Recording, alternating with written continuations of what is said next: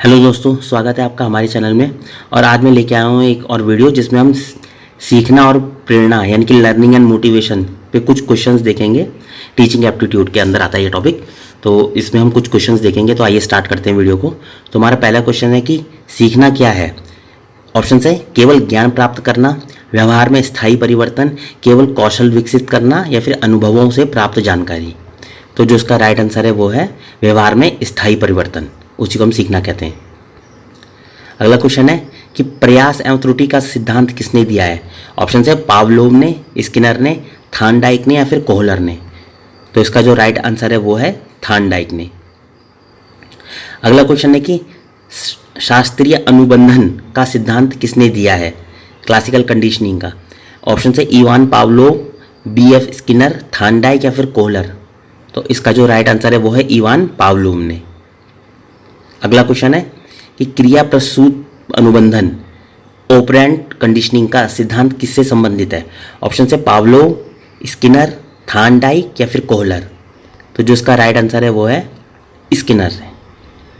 अगला क्वेश्चन है हमारे पास कि सूझ या अंतर्दृष्टि का सिद्धांत किसने दिया है। ऑप्शन है थार्नडाइक, कोहलर, पावलोव, या फिर स्किनर। तो इसका जो राइट आंसर है वो है कोहलर। अगला क्वेश्चन है हमारे पास कि सीखने को प्रभावित करने वाला सबसे महत्वपूर्ण कारक क्या है। ऑप्शन है बुद्धि, प्रेरणा, रुचि, या फिर परिपक्वता। तो जो इसका राइट आंसर है वो है प्रेरणा। अगला क्वेश्चन है हमारे पास कि सीखने के पठार प्लेटी ऑफ लर्निंग का क्या कारण है। ऑप्शन है अधिगम की थकान, रुचि में कमी, अनुचित वातावरण, या फिर उपरोक्त सभी। तो जो इसका राइट आंसर है वो है उपरोक्त सभी। अगला क्वेश्चन है हमारे पास कि अधिगम वक्र लर्निंग कर्व क्या दर्शाता है। ऑप्शन है सीखने की गति, सीखने की मात्रा, सीखने की प्रगति, या फिर उपरोक्त सभी। तो जो इसका राइट आंसर है वो है उपरोक्त सभी। अगला क्वेश्चन है कि स्थानांतरण ट्रांसफर ऑफ लर्निंग कितने प्रकार का होता है। ऑप्शन है 2, 3, 4, या 5। तो जो इसका राइट आंसर है वो है 3 प्रकार का होता है। कौन कौन से? सकारात्मक, नकारात्मक, या फिर शून्य। अगला क्वेश्चन है हमारे पास कि गेस्टॉल्ट सिद्धांत किस पर आधारित है। ऑप्शन है पूर्ण से अंश पर, अंश से पूर्ण पर, ए और बी दोनों, या फिर इनमें से कोई नहीं। तो जो इसका राइट आंसर है वो है पूर्ण से अंश पर। अगला क्वेश्चन है कि सामाजिक अधिगम सोशल लर्निंग का सिद्धांत किसने दिया है। ऑप्शन है थार्नडाइक ने, अल्बर्ट बंडूरा ने, पावलोव ने, या फिर स्किनर ने। तो जो इसका राइट आंसर है वो है अल्बर्ट बंडूरा ने। अगला क्वेश्चन है हमारे पास कि अनुकरण इमिटेशन द्वारा सीखना किस सिद्धांत में होता है। ऑप्शन है प्रयास एवं त्रुटि, शास्त्रीय अनुबंधन, सामाजिक अधिगम, या फिर अंतर्दृष्टि। तो जो इसका राइट आंसर है वो है सामाजिक अधिगम से। अगला क्वेश्चन है कि अधिगम अक्षमता यानी कि लर्निंग डिसेबिलिटी का सबसे सामान्य प्रकार क्या है। ऑप्शन है डिसलेक्सिया, डिसकैलकुलिया, डिसग्राफिया, या फिर डिसफेजिया। तो जो इसका राइट आंसर है वो है डिसलेक्सिया। अगला क्वेश्चन हमारे पास कि शिक्षण अधिगम प्रक्रिया में शिक्षक की सबसे महत्वपूर्ण भूमिका क्या है। ऑप्शन है सुविधादाता, तानाशाह, पर्यवेक्षक, या फिर निरीक्षक। तो जो इसका राइट आंसर है वो है सुविधादाता। अगला क्वेश्चन है हमारे पास कि रटना किस प्रकार का सीखना है। ऑप्शन है अर्थपूर्ण सीखना, यांत्रिक सीखना, संज्ञानात्मक सीखना, या फिर रचनात्मक सीखना। तो जो इसका राइट आंसर है वो है यांत्रिक सीखना। अगला क्वेश्चन है हमारे पास कि अभ्यास का नियम किस सिद्धांत से संबंधित है। ऑप्शन है प्रयास एवं त्रुटि, शास्त्रीय अनुबंधन, क्रिया प्रसूत अनुबंधन, या फिर अंतर्दृष्टि से। तो जो इसका राइट आंसर है वो है प्रयास एवं त्रुटि से। अगला क्वेश्चन है हमारे पास कि तत्परता का नियम का क्या अर्थ है। ऑप्शन है सीखने के लिए तैयार होना, दोहराना, अभ्यास करना, या फिर संतुष्टि। तो जो इसका राइट आंसर है वो है सीखने के लिए तैयार होना।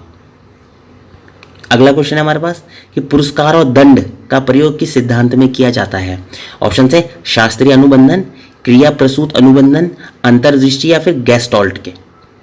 तो जो इसका राइट आंसर है वो है क्रिया प्रसूत अनुबंधन में। अगला क्वेश्चन हमारे पास कि सीखने का सबसे अच्छा तरीका क्या है।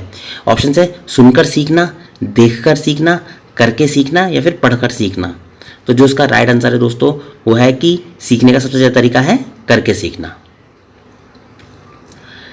अगला क्वेश्चन है कि निदानात्मक शिक्षण यानी कि डायग्नोस्टिक टीचिंग का क्या उद्देश्य है, क्या उद्देश्य इसका उद्देश्य क्या है। ऑप्शन है छात्रों की कमजोरियों को पहचानना, छात्रों को अंक देना, छात्रों को दंड देना या फिर उपरोक्त सभी। तो जो इसका राइट आंसर है वो है छात्रों की कमजोरियों को पहचानना। अगला क्वेश्चन है हमारे पास कि प्रेरणा क्या है। ऑप्शन है व्यवहार को निर्देशित करने वाली आंतरिक शक्ति, केवल बाहरी पुरस्कार, एक शारीरिक क्रिया या फिर एक सामाजिक प्रक्रिया। तो जो इसका राइट आंसर है वो है व्यवहार को निर्देशित करने वाली आंतरिक शक्ति। अगला क्वेश्चन है कि प्रेरणा के कितने प्रकार होते हैं। ऑप्शन से 1, 2, 3 या 4। तो जो इसका राइट आंसर है वो है प्रेरणा कितने प्रकार की होती है, वो 2 प्रकार की होती है। कौन कौन सी, आंतरिक और बाहरी। अगले क्वेश्चन पे चलते हैं। अगला क्वेश्चन है कि आंतरिक प्रेरणा यानी कि इंट्रिंसिक मोटिवेशन का क्या उदाहरण क्या है। तो ऑप्शन है पुरस्कार प्राप्त करना, प्रशंसा प्राप्त करना, एक कार्य में रुचि और आनंद लेना या फिर दंड से बचना। तो आंतरिक प्रेरणा का उदाहरण है एक कार्य में रुचि और आनंद लेना। अगला क्वेश्चन है कि बाहरी प्रेरणा यानी कि एक्सट्रिंसिक मोटिवेशन का उदाहरण क्या है। तो ऑप्शन है अपनी खुशी के लिए पढ़ना, बेहतर ग्रेड प्राप्त करने के लिए पढ़ना, सीखने की जिज्ञासा या फिर आत्मसंतुष्टि। तो जो इसका राइट आंसर है वो है बेहतर ग्रेड प्राप्त करने के लिए पढ़ना, उसे कहते हैं बाहरी प्रेरणा। और लास्ट क्वेश्चन है इस वीडियो का कि आवश्यकता पदानुक्रम यानी कि हिरार्की ऑफ नीड्स का सिद्धांत किसने दिया है। ऑप्शन है मैस्लो, थार्नडाइक, स्किनर या फिर कोहलर। तो जो उसका राइट आंसर है दोस्तों वो है मैस्लो। तो मैस्लो ने आवश्यकता पदानुक्रम का सिद्धांत दिया है। तो दोस्तों ये तो कुछ क्वेश्चंस हमारे सीखना और प्रेरणा यानी कि लर्निंग एंड मोटिवेशन के ऊपर। तो अगर आपको ये वीडियो पसंद आई तो आप लाइक ज़रूर कीजिएगा और बाकी मिलते हैं नेक्स्ट वीडियो में। तब तक के लिए बाय बाय।